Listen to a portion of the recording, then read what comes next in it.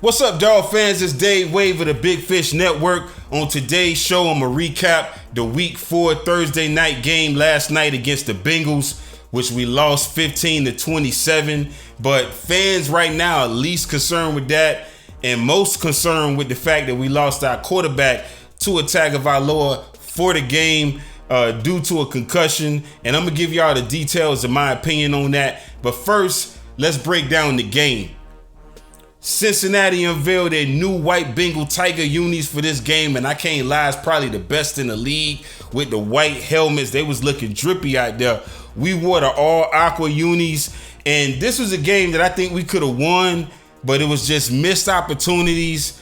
That interception by Bridgewater at the end of the game, and too many penalties at the wrong times is why we lost this game. When you really look at it as a whole. First quarter, Bengals received the ball. Our defense is on the field.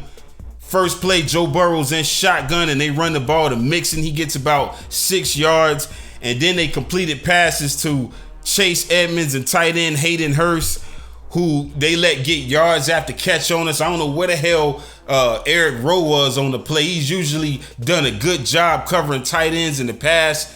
For some reason, Hayden Hurst was able to get off in this game. But Joe Mixon, he runs it in for a touchdown once they get it to the goal line. The O-line pushed him in the end zone, and that we fell behind. They was up 7-0. Offense gets on the field. Mike McDaniel does a good job of drawing up back-to-back plays where he had a wide receiver in motion, freezing the Bengals linebackers and creating openings that they didn't see. And Tua was able to just thread the needle, either throwing around them or throwing over them, and just, allowing our wide receivers to find good real estate on the field on scissors concept routes, post, and just patterns that allow them to get some spacing. Sprinkling in a couple of RPO plays. He found Sherfield for a nice catching the ball down, on the left side. And then we get the ball to the goal line, and Chase Edmonds drops a would-be touchdown. Tua was right on the money with it in the back of the end zone on the right corner, and Chase he bobbled the ball and just wasn't able to come down with the touchdown. That would have put us tied 7-7. Instead, we had to settle for a field goal, and that made it 3-7. Defense gets back on the field and does a good job of applying enough pressure to force a 3-and-out on Cincy's second possession. And when the offense gets back on the field, I would say here's some of the plays that I noticed. 3 minutes and 36 seconds left in the first. Mostert has a nice 15-yard run, real nice run to the right side off of a split back shotgun formation, but it got called back for holding. I wish, man, that would have been a good play if they wouldn't have had that penalty. 2nd and 13, you see Tua call a timeout because Gesicki wasn't on the same page. And Tua, he was frustrated, man. Gesicki had his head down because he knew he messed up on that play. But then the next play delivers a pass to Gesicki over 2 linebackers. Again, showing off the intermediate accuracy and that double tap on that controller to get the ball over 2 defenders. Incredible accurate throw. But we ended up punting on this series. Second quarter, the plays that stood out. The defense with 10 minutes and 39 seconds to go. That 4th down stop that we got. Eric Rowe just blew up the toss play to Joe Mixon, and that caused a turnover on downs. Good defense. That's what I'm talking about. And then the offense gets back on the field, and Tua connected with Hill on a dig route, and then on a wide receiver screen play, which it just looked like we were basically moving the ball down the field similar to how we did against the Ravens and against the Bills. And I'm telling y'all, Tua was sharp. He was slightly off on maybe a couple of throws, but so far so good. He was connecting. Then he tried to hit Reek down the left sideline, but it was pass interference. It was called on the Woozier trying to cover Hill. Wasn't turning his head and looking for the football. And, when you left on the island with Hill, if your technique ain't on point and you ain't got the speed, you're going to get burnt. And that's exactly what what it looked like was going to happen the whole game. And that's pretty much what did happen when it came to whoever was covering Tyreek. Because you know the cheetah going to get off. You better have a fast corner on your roster. But we ended up kicking a field goal. Jason Sanders made it 6-7. Defense gets back on the field. And at 6:47, we forced a 3-and-out. And then at 6:31, probably the worst thing that we wanted to see happen this game. Like the worst thing that you wanted to happen happened this game. 6:31, Tua gets slammed, thrown to the ground, and he hit the back of his head. He's laying there looking almost paralyzed, it seemed like, with his fingers curled up. And it was a scary sight to see. I mean, they had to bring the stretcher out.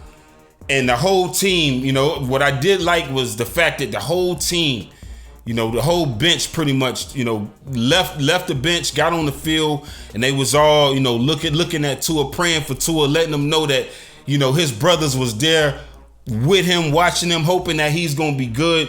And my prayers out to you, Tua. You know, I've been hearing good news, hearing that you're in good spirits, so that's good. But man, that was scary, man.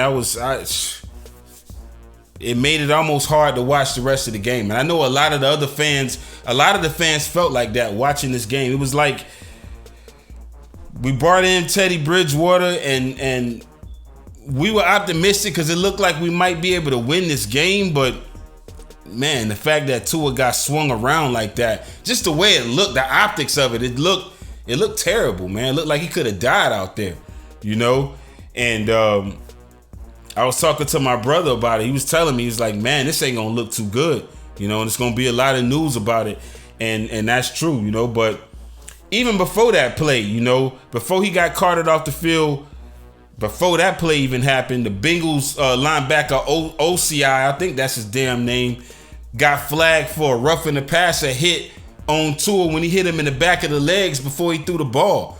Like the NFL, I know they want to investigate Mike McDaniel for, you know, the Bills game, letting him come back in the game. Listen, the man came back in the game and threw a 45-yard bomb to Waddle. He looked like he was all right to me. So, you know, and just even this game, you know, when they showing him, he's smiling, he looking like he diddy bopping out there, you know, he swaggy, you know, he looking like he ready to play. He was throwing the ball, he was on target, you know, and so even in the interview with Ryan Fitzpatrick, it just looked like he was coherent to me, you know, in the interview. So, but you know, they gonna try to create a scandal, and you know, that's ESPN. They on top of that shit. They gonna try to create a scandal, say that the Dolphins should probably be penalized or whatever the hell. But this just looked like it was just a freak play. Tua, he just bad luck when it comes to injuries, it seemed like, you know. But hopefully he's gonna be good. I know he's a warrior, and you know, this is football. He's gonna be all right. I ain't worried about it. What pissed me off the most about that sack, though, was how the Bengals players was, you know, responded after Tua had, you know, was laying there in pain. Fucking Al Tupou was chest bumping his teammates and high-fiving, like, you know, almost like they had a bounty on Tua's head. And I don't like that. You know, that's unsportsmanlike. The NFL need to be investigating that, if you ask me. Y'all let me know in the comment section what y'all think about that. But Tua went to the hospital. Like I said, Teddy ended up finishing the contest. He came in 3rd and 17. I like that throw, that dot that he threw to Sherfield on a dig route to get the first down. And 4:22, we try a field goal that gets blocked by Jeff Gunter. And he's you know, I had him on my draft board, you know, as an undrafted free agent. I thought he was a good player. I think he was at Coastal Carolina, but he made a good play on special teams. Defense gets back on the field. Here's some plays that stood out to me. 3:55 left on the clock. Christian Wilkins with a tackle for loss, which Christian Wilkins, I think he balled out this game. And then, you know, at 2:50, Burrow throws a bomb to T. Higgins, who gets around Howard and beats him for touchdown to make it 6-14. So I don't know what's going on with how teams have been going at him this year. I don't know if it's like they forgot this man had 10 picks like last year, or in previous years. They forgetting that this man is a lockdown corner. They don't even care about it. So Xavier gonna have to make a couple interceptions to let teams know not to throw on his side no more, because they trying him right now. But I guess, if you just go at him, you might be able to make a play, and they did make a play for that touchdown. Offense gets back on the field. Teddy Bridgewater drives us down the field, and Chase Edmonds scores off a shovel pass to make it 12-14. We go to halftime, and they find out that Tua's conscious and he can move all his extremities. That's when we first got at least a good glimmer of good news that, that made you feel a little bit better. And once you heard he was able to, move all his extremities, now we focused on, okay, we know he's going to get back. We know it's going to be some talk about it. Teddy, can you win this game? Can you win this game, Teddy? This is your time. Third quarter, we get the ball to start the third, but we go 3 and out. Teddy wasn't able to drive us down the field. Defense gets back on the field. Play that stood out. Jalen Phillips sacked Burrow on third down. Well, actually, it was I forget which down it was, but anyway, it forced the punt. Offense gets back on the field, and it's another 3 and out. Bridgewater, what are you doing? Defense comes back. I thought Nick Needham and Brandon Jones did a great job in man coverage against the deep ball this whole game, especially in the third quarter. Not all the time that they get their heads turned around, but they blocked the vision and made it hard for the receivers to adjust to the football in the air. Forced the punt. Offense gets back on the field. Teddy throws a nice bomb to Tyreek Hill. We almost scored a touchdown, but we had to settle for a field goal to make it 15-14. I wish we would have scored on that drive. It's like, why complete such a spectacular play just to kick a field goal? Mike, you probably should have went for it on fourth down at that part of the game. Usually, so far you have been making the right calls, but I feel like on that particular drive, we should have just went for it, man. We should have went for it. I mean, it's 12-14.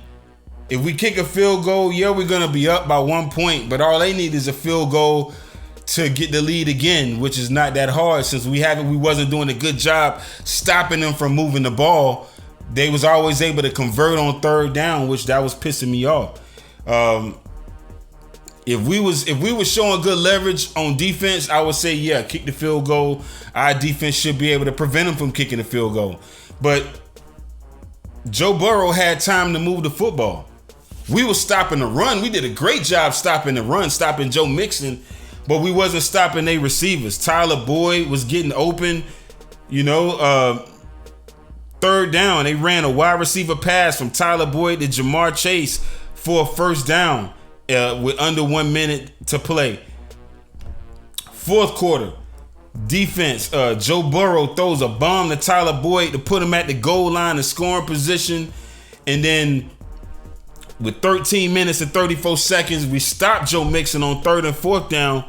Defense not breaking, not letting them get in, forced them to kick a field goal to make it 15-17.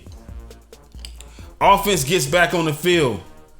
Teddy Bridgewater not able to get us into scoring position. We get another 3 and out. That's 3 and outs right there. Defense end up playing real good defense, but the Bengals kicker made a 57-yard field goal to make it 15-20. Offense gets back on the field. This time we driving, and it looks like we got a chance, because we got time to not only score, but drain the clock down so that when we do score, we can close them out. But Teddy ended up throwing an interception with 3 minutes to go. We tried to throw to Gesicki, but he threw behind Gesicki. Gesicki's cutting to the left, and he throws it, to the right, throwing it behind him. And that pretty much lost us the game, Burrow throws a beautiful pass to Jamar Chase to put them close to the goal line. Then Christian Wilkins stops mixing on second down, but Burrow play actions on third and found Hayden Hurst for another touchdown. And that final score 15-27. Now, back to this injury. There's going to be an investigation. The NFLPA, they're going to want to know why Tua was cleared after falling to his back, to the back of his head in the Bills game. He said it was a back and an ankle injury. We not doctors. I know a lot of people want to speculate, but we not doctors. He might have hit the back of his head, but that don't mean that he was that wobbly to where he couldn't continue playing. I mean, like I said, the man came back in and was balling, and we won the game. So he couldn't have been that. He couldn't have been that shooken up, that woozy from the from the fall or from the hit. So I just think ESPN, some of these talking heads, they're gonna try to make this shit bigger than what it is. A Tua gate. They're gonna create some type of gate for this, and it's ridiculous. But he was able to shake it off, man. I mean, Ryan Fitzpatrick said before the game that he interviewed Tua, and he was smiling. Y'all saw, like I said, he looked ready, and he looked like he was ready to cook. He was throwing ropes. He was twitchy. But that fucking idiot D lineman swung him to the turf, and I didn't like that shit, man. He needs to be fined for that. He needs to be fined for that. Mike McDaniel was asked after the game if he thought the fall last week affected Tua this week. Mike said absolutely not. So he's not going to be irresponsible and put him out there if he's seriously hurt. That's what he said. Prayers up again, They say he had a neck brace. Nothing is broken. Initial test shows no structural damage to him. And he's probably going through an MRI right now. He's probably going to be required to get a second opinion from the NFLPA because it don't seem like they trust the Fins process. They issued a statement, and so, we'll be talking about that. But I'm going to try my best to be positive as a fan about this and just hope for the best. But let's look at the game stats. Like I said, Tua was surgical before the injury. Even though he underthrew a pass for interception, he did miss on some deep passes, but I like the confidence. I like the swagger, the good decision to go down the field. But on that last play, he did hold the ball too long. I can't blame that on the D line. I mean, on the offensive line. I thought the offensive line gave him plenty of time to get rid of the football. He was hungry. He got greedy, and he wanted more. But he got to have that 3-second clock in his head to either scramble or throw it away. And a savvy vet quarterback like Ryan Fitzpatrick or like even Tom Brady, he's not going to scramble like Fitz. But both of those quarterbacks, when you get experience, they got a clock in their head. After 3 seconds, I'm doing something. I think Tua needs to actually scramble more in this offense. We need to start running him. Believe it or not, I know y'all think it's crazy because he had a head injury. We need to run quarterback powers with Tua.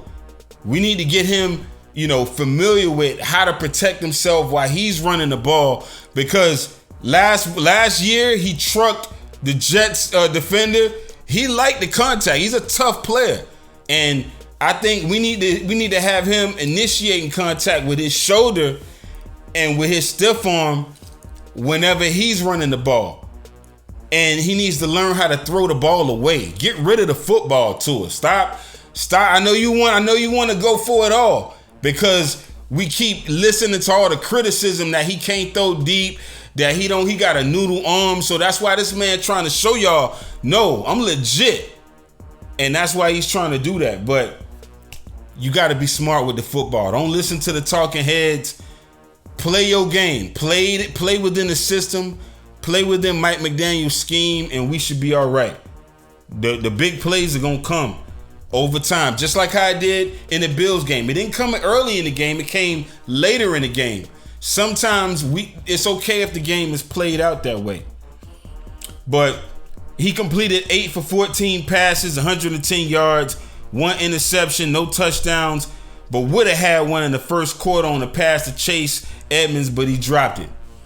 Teddy Bridgewater completed 14 of 23 passes, 193 yards, 1 touchdown, 1 interception. Looked like we had a chance to come back and win, but that pick killed any hopes. And I think Tua's probably going to miss at least 2 weeks. Most fans believe we should turn the third stringer Skylar Thompson. I like what I saw in the preseason. I'm not going to lie. I mean, Skylar looked like he could play. And if you know what, I'm gonna be neutral on this. I'm not gonna really pick a side because either way it go, I'm gonna be happy with it. If Skylar play, I got confidence that we can win the game. If Teddy Bridgewater play, I got confidence he can win. I know y'all want to trash Teddy. Y'all seen that bomb he threw to Tyreek Hill. He can drop dimes if he want to, and I think especially in this scheme, he'll be good in this scheme. So I haven't lost confidence in Teddy. I thought we did much better on the ground this game. The toss play was working for us. Raheem Mostert balled this game, in my opinion. He gained 69 yards off of 15 carries. We should have got him the ball. We should have got him more carries this game, if you ask me. At least maybe 20 carries. And he also caught a couple passes for 12 yards. So almost 100 all-purpose. I'll take that all day long. Our wide receivers looked deadly early in the game when Tua was in and almost helped us close this game. Tyreek led the way with 10 recs for 160 yards, 14 targets, no touchdowns, but he caught a long bomb for Bridgewater in the second half. And again, man, that 64-yard pass, it traveled 61.4 yards in the air, which is the longest completion by air distance so far this year. And that completion probability for the pass was a mere 29.7%.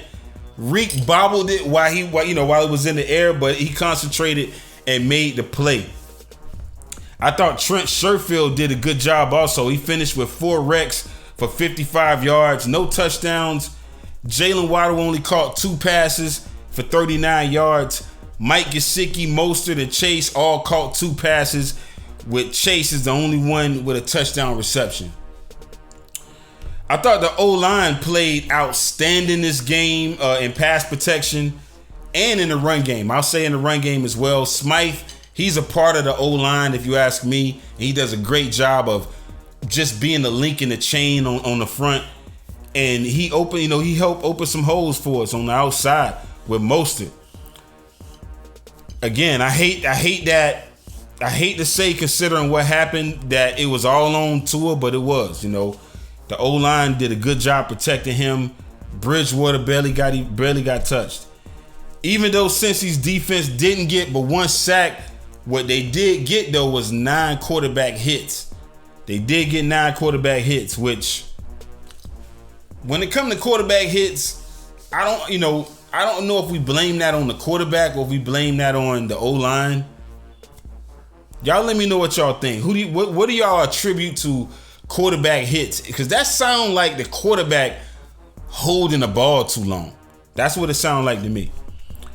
When I look at our defensive stats, we made 62 total tackles, 37 solos, 1 sack, 2 tackles for loss, 1 pass deflection, and 3 quarterback hits. It shows on the box score that Jerome Baker led the team in tackles with 7 tackles, 5 solo. But to me, from watching the game, Jalen Phillips, to me, made the most impact on our defense this game, because other than tackles, he impacted in other areas. He had 2 tackles, but he had 1 solo, 1 sack, 1 tackle for loss, and 2 quarterback hits. We had 3 as a team, so 2 of those came from him. Defense still could have played better. We gave Burrow way too much time to throw. He said that after the game when they interviewed him. We got to work on that. We got to get back to what we did to the Patriots, limiting them to under, double digits. We got to start limiting teams to less than 10 points, less than 17 points at the max. I don't know, Boyer. Listen. In some ways, I kind of get it. If you look at it, listen, who cares what they do from the 20-yard line to the 20-yard line? Long as they don't get into that paint and score, it really don't matter. You know, you're going to see a lot of yards. But if we can get turnovers and if we can stop them from getting touchdowns and limit them to field goals, then that bend but don't break strategy is good. It's just that at some point, you're going to get beat. You're going to get beat. You're going to break. You're going to break. And on a short week, we were kind of set up for this. But here's my big fish baller list for week 4. Tua Tagovailoa makes this list. Teddy Bridgewater, he makes my list. I know he don't make y'all list, but I thought he did. He could have brought us back, and he made some real good passes and gave me a glimpse of what he might be able to do in week 5 when we play the Jets. Raheem Mostert makes this list. Tyreek Hill makes the list. Duke Riley makes this list. He was all over the football, making tackles.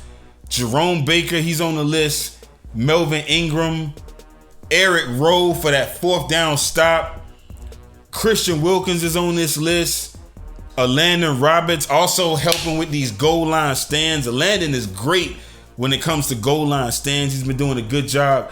Zach Sealer, the same. He's on the list. Nick Needham and Kader Kohu was on this list. He got beat at times in the slot, but he played tight coverage overall. So I also got him on this list. But like I said, we gonna hear about everything from the talking heads, you know, in the media. Y'all let me know what y'all think about the game. Let me know what y'all, you know, go ahead and pour out your best wishes, your great wishes for Tua and for this team. And hopefully we can figure out a way to get back on track after this loss when we play the stinking Jets. Just in the season, that's what I call them. And hopefully we can end their season early and sweep them this year and try to take over this division. Because right now we got control, but we need Buffalo to lose this Sunday. We need Buffalo to lose, and we need all of them to lose. But that's all I got. Y'all let me know what y'all think. Once again, don't forget to click that notification bell if you like the video. Subscribe to the channel. Till next time, signing off, TBFN.